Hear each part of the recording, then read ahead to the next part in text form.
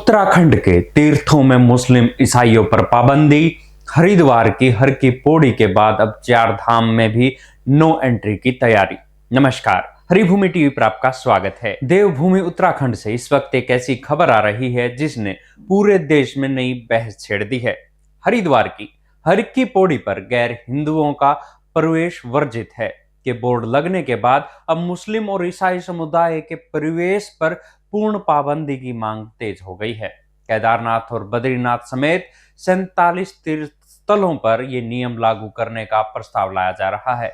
आखिर क्यों संत समाज और मंदिर की कमेटियां इन समुदायों के प्रवेश को रोकना चाहती है, आइए जानते हैं इस रिपोर्ट में। हरिद्वार के गंगा घाटों पर अचानक लगे इन बोर्ड ने सबको चौंका दिया है। इन पर साफ लिखा है कि म्युनिसिपल एक्ट 1916 के तहत गैर हिंदुओं का प्रवेश वर्जित है।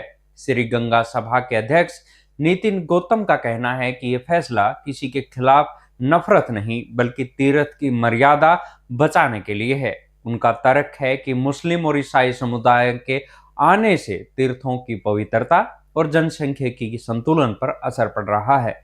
सभा का दावा है कि हरिद्वार में बढ़ती वारदातों के पीछे भी यही कारण है, जिसे रोकने के लिए अब कड़ाई जरूरी है। हरिद्वार के बाद अब केदारनाथ और बद्रीनाथ धाम में भी मुस्लिम और ईसाइयों के प्रवेश को प्रतिबंधित करने की तैयारी है।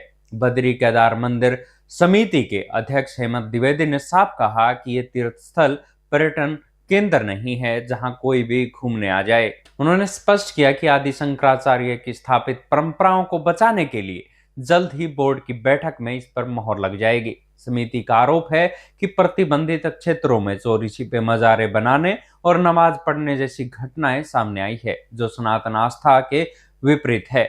इस विवाद के बीच उत्तराखंड वक्फ बोर्ड के चेयरमैन शादाब शम्स ने भी ये कहकर चौंका दिया है कि वे इस बैन का समर्थन करते हैं। उन्होंने मक्का का उदाहरण देते हुए कहा कि जैसे वहां गैर मुस्लिम नहीं जा सकते, वैसे ही यहाँ नियमों का भी सम्मान होना चाहिए। हालांकि बड़ा सवाल उन हजारों मुस्लिम परिवारों का है जो केदारनाथ और बद्रीनाथ मार्ग पर घोड़ा खच्चर चलाने या होटलों में काम करके अपनी रोजी रोटी कमाते हैं।